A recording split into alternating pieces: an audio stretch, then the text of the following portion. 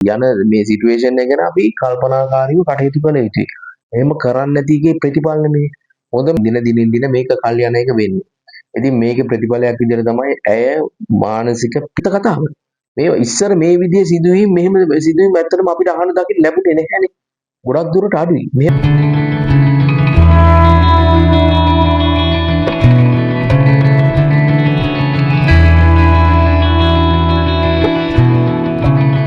Hi guys, so අද සුපුරුදු පරිදි ප්‍රෝග්‍රෑම් එකකින් හමු වෙනවා. ඉතින් ඇත්තටම ඛේද වාචක තමයි හැමතැනම.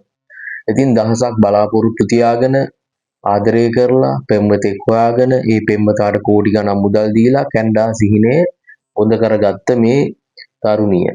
ඉතින් මේ සිද්ධිය දැන් හැම කෙනාම දන්නවනේ මේ අම්පාර මේ රෝහලේ බෞද්ධ චිකිත්සකවරියට මේ සිදුවුණු මේ තරුණියට සිදුවුණු දේ.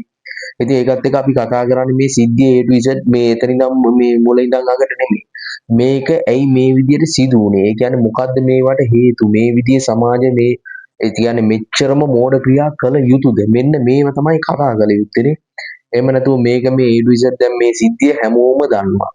මේ ලංකාවේ අස්සක් මුල්ලක් නෑර දැන් මේක ආරංචි වෙලා තියෙනවානේ මේ විදිහට අම්පාර රෝහලේ බෞද්ධ චිකිත්සකවරියකට එතකොට මාස 8කට කලින් පෙම්වතෙක් හම් වෙනවා. පෙම්වතා ඒ කියන්නේ වෙනම සීන ලෝකමවලා ඔහු මෘදුකාංග ස්පේක ඒ කියන්නේ software engineer කෙනෙක් සරලවම කිව්වොත්. ඉතින් එතකොට සිහින ගොඩක් මවලා කැනඩා යමු කියන යෝජනාව දාලා තියෙනවා. ඉතින් කැනඩා යන්න කෝටි 1.5ක මුදල මේ තරුණිය මේ බැංකු වලින් ලෝන් ගන්නවා. එතකොට පොලියට ගන්නවා. එක එක්කෙනාගෙන් එහෙම අරගෙන තමන් ගාවත් ඉතුරු කරපු සල්ලි සියල්ල අරගෙන මේ විදිහට දෙනවා මේ පෙම්වතාට.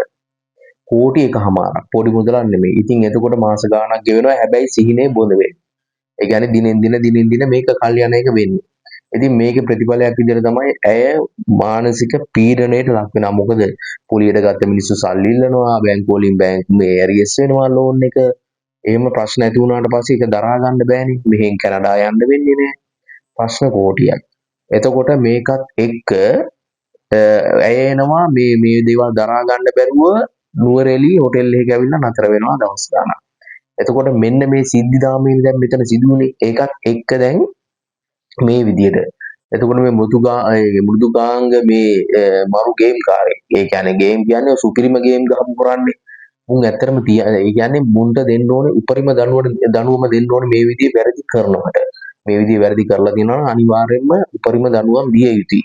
මේකත් එක්ක ඇය निराහාරව ඉඳලා අයියට ඔහු තමන්ගේ නෑදෑයෙකුට කෝල් කරලා කියනවා මම කාලා නැහැ මෙහෙමයි දවස් ගාණක් කියලා දැන කියනවා. ඉතින් ඒකත් එක්ක අයියා තමයි පැමිණිලි කරන්නේ මේ විදිහට මෙහෙම ප්‍රශ්නයක් කියලා පොලිසියට. ඉතින් මේකත් එක්ක එදින ඊට කලින් දවසේ රාත්‍රියේ මේ නරුමයා ඇවිල්ලා ඇයව අරගෙන යන CCTV දර්ශන තියෙනවානේ. ඉතින් එතකොට මොහුම තමයි දැන් අනාවරණය වෙලා තියෙන්නේ. මොහු දැන් මේ කාර් එකේ දාගෙන යනවා තාපුවේ අරගෙන. එතකොට මේ මොහොතේ සිහි විකල් වෙලාද මැරිලාද මොකද්ද කියන එක තාම අනාවරණය වෙලා නැහැ. මොකද දෑතින් මේ බදාගෙන අරගෙන යන්නේ. ඉතින් එතකොට වාහනයක දාලා වැජන්නාවෙන්ක දාලා ඔහු යනවා. ගිහිල්ලා ඔහුම තමයි මේ විදියට මොහු මාස්ටර් ප්ලෑන් කියන්නේ පොලිසියට කෝල් කරන්නේ මෙන්න මේ අහල් තැන මේ වාහනික මල සිප්පක් තියෙනවා කියන්නේ. ඉතින් එතකොට මුන් ඇත්තටම මේ විදියට මම කියන්නේ මේ දේවල් එක්ක බලද්දී දැන් අවුරුදු 34ක තරුණියක් මෙච්චර ඉගෙනගෙන සමාජ දැනුම අතින් ගත්තාම කොච්චර මෝඩ වෙන්න ඕනද? සීරෝ වෙන්න ඕනදනේ? දැන් ගොඩක් දෙනෙක් කියයි නෑ එහෙම නෙමේ විශ්වාසයේ ආදරය අද කාලේ. එතකොට අපි දැන් මේ මේකත් එක්ක අද මේ සිටුේෂන් එක ගැන මේ සමාජයේ මේ යන මේ සිටුේෂන් එක ගැන අපි කල්පනාකාරීව කටයුතු කළ යුතුයි. එහෙම කරන්නේ නැති එකේ ප්‍රතිඵල නෙමේ. හොඳම දේ කියන්නේ මොහුට තව පෙම්වතියෙක් ඉන්නවා. එතකොට මොහු මාස්ටර් ප්ලෑන් කාර්යයා කියන්නේ ඒ පෙම්වතියගේ වාහනේ තමයි අරගෙන ඇවිල්ලා තියෙන්නේ මේ ගේම් එකට. ඉතින් එතකොට හිතා ගන්න පුළුවන් දැන් මොහු මිසින්. මම කියන්නේ මේ වාගේ උන් අල්ලලා මුන්ට දෙන්න තියෙන උපරිම දඬුවම දිය යුතුයි. නැවත එකෙක් ආය මේ වාගේ දෙයක් කරන්න තියා හිතන්නවත් බැරි වෙන්න. ඒ වගේම මේ වාගේ ගොම් මරි මෝඩ වැඩ නොකරන්න මේ සමාජයේ දැනුවත් විය යුතුයි. ඒ කියන්නේ මේ සුදු අම්මිලා සුදු තාත්තිලාට මේවා හොඳ පාඩම් ඇත්තටමනේ. දැන් එහෙමනේ ආදරේ කිව්වොත් අන්ධයි කියනවනේ. ආදරේ අන්ධයි. එතකොට ඒ අන්ධේක දැන් හොඳටම පේන අවස්ථාව තමයි මේ. මාස 8ක් ආදරේ කරලා මේ විදිය දැන් මේක දැන් මාස 8ක් ලව් කරා නම් එතකොට මේ මුදල දුන්නේ මේ ඊයේ පෙරේදා නෙමෙයිනේ. එතකොට මේව ඇරියස් වෙලා ණයකාරයෝ ගන්න මාස 2-3කට කලින් හරි දෙන්න ඕන.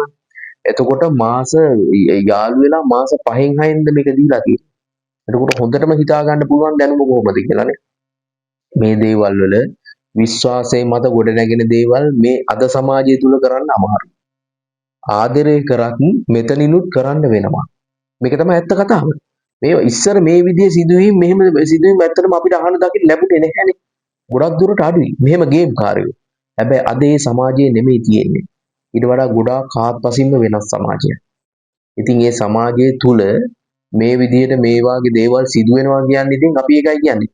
මේක තුල තමන්ගේ දැන් අර ආදරය කරා වුණත් මෙතනිනුත් කරන්න වෙන අවස්ථා තියෙනවා. හදවත වෙනම එහෙම කරන්න වෙන අවස්ථා තියෙනවා මේ සමාජය තුල.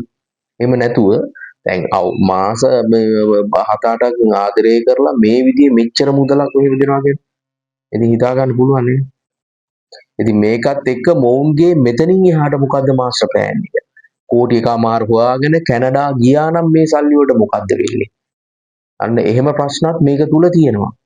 ඉතින් මේක මොකද්ද කියන එක තාම අපිට කිසිම කෙනෙක්ට කියන්න බෑ.